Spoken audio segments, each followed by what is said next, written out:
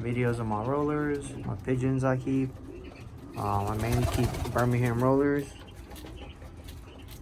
I do have some clothes in here too. These are my mom's birds. They're around like 30. They get along pretty well.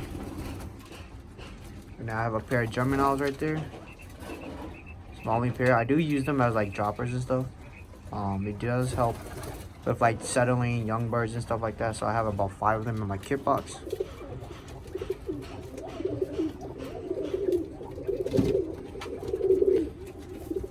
I have 6 feet by 12 feet long.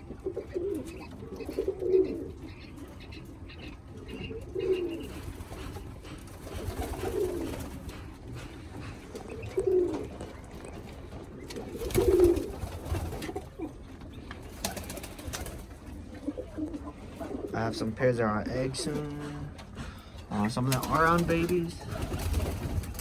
This pair. I have 3 pairs that have babies right now. I actually didn't want to have any right now because I'm getting new nest box, but I forgot to take out the eggs, so this is what happens. Just gotta deal with it. Hopefully I do have some bands that come in so I can ban them for next year. Yeah.